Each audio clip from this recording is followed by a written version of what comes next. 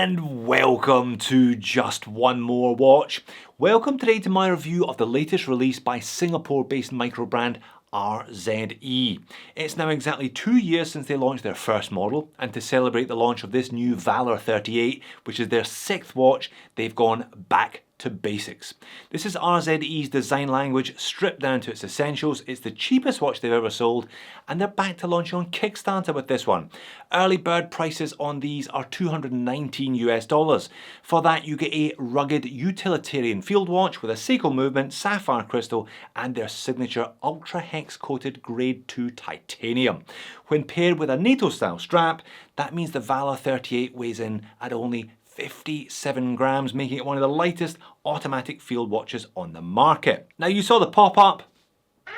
This video is sponsored by RZE. I will therefore leave a link to the aforementioned Kickstarter campaign in the description of the video.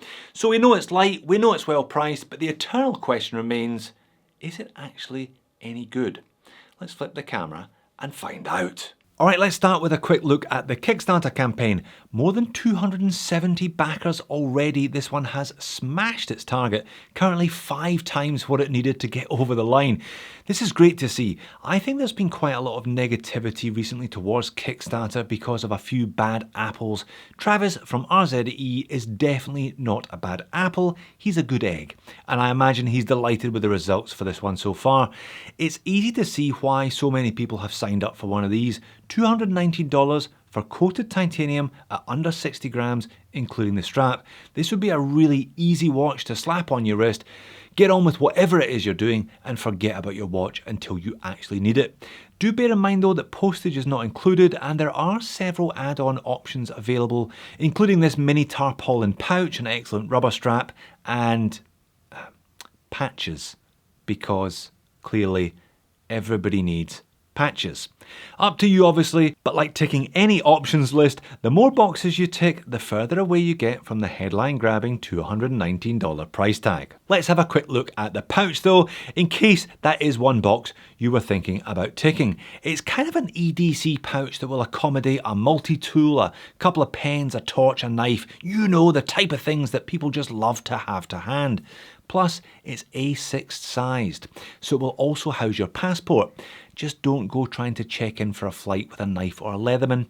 Might not go very well for you. The watch itself is really very simple. Now, whether you find its simplicity refreshing or boring is up to you, but RZE have certainly achieved their aim of going back to basics with this one. In terms of dimensions, there's a bit of a clue in the name. It's 38mm in diameter, although in some ways that's a bit of a theoretical measurement because it would be 38mm across the middle without the crown guards. Across the 2 to 8 diagonal, I measure it at 38.8, which I think in some ways is a more accurate reflection of how this watch actually wears. Thickness, I measure at 11.2mm, lug to lug 45mm, with 20mm lug width. I think most people probably have a range of 20mm straps ready to fit on this one. I think that's probably going to be part of the purchasing equation with this particular watch. Now weight is indeed 57 grams on the nylon, 74 grams if you opt for the optional rubber. Now every single RZE has been made of grade 2 titanium, and the Valour 38 is no different. What is new here is that they've used a couple of different finishes. There's a fine blasted texture to the side of the watch with a brushed finish on the angled chamfers and the 3-stepped fixed bezel. Lugs are drilled and the whole case is then coated with their signature ultra hex hardness coating. The crown is screwed down, knurled for grip and semi-guarded. The watch has 100 meters of water resistance, flat sapphire crystal with anti-reflective undercoating. The case back is screwed down. It's also made of titanium, but it doesn't feature any hardness coating. I guess there's not really much point, is there? It contains the ubiquitous Seiko NH38, which is nice to see as this is the no date specific variant because the watch has no date. The supplied single pass adjustable nylon strap looks like it's pretty good quality. Do bear in mind that these watches are prototypes and have seen plenty of action to this point. I'm not a huge fan of these things personally, but I was happy to see quality hardware, also in titanium, also with hardness coating. I was also happy to see the second keeper is adjustable, so you don't end up with that annoying tail flapping in the breeze. Now the rubber strap is one of the nicest I have ever seen, well worth the $30 they're charging for it. It's made of fluorocarbon rubber so it won't attract fluff. It also features a coated titanium buckle and tang. It's quick release, it's nicely branded on the underside, and it has enough going on with that raised centre line, angular tip and chamfered edges that it doesn't just look like a piece of boring black rubber on your wrist. They're calling this one the Hexaflex, and I've even managed to mould that into each side. A very nice touch there. Now, dial and hands. When I first took these watches out of their boxes, I thought they had gone for a sterile dial. I thought RZE had taken the bold step of removing their logo altogether. They kind of have, but they kind of haven't. If you look a little more closely, you can see their logo beneath the Arabic at 6 taking the place of the printed hour marker set in the minute track. I guess they did it as a point of difference, and also perhaps because squeezing it in between the 24 Arabic and the pinion would have looked crushed on a dial this size. I guess also minimal branding is in keeping with that whole utilitarian thing that they're going for with this model. And indeed, it is all pretty basic, all pretty simple here, isn't it? Larger Arabics 1 through 12, smaller Arabics 13 through 24 set inside the larger ones, everything just painted on by the way. A printed minute track with tiny coloured triangle at 12, black rectangles at the 3 and the 9, and the logo at the 6, circular markers on the other hours. Hands are well sized and nicely legible segmented fence posts for the hour and the minute hand anyway, and an arrowhead second hand. That's it folks, that's all you're getting today. Like I said, whether you find this one boring or refreshingly simple is a matter of personal preference. There is some loom on those fence post hands and also on those little coloured markers on the minute track. Because the loom is all the way out on the minute track, it does give the watch a little bit more size and scale after dark on wrist relative to that small dial diameter anyway. The loom is okay, but nothing to write home about. On wrist it's a lightweight, slim and therefore relatively unobtrusive piece, at least on the nylon strap anyway.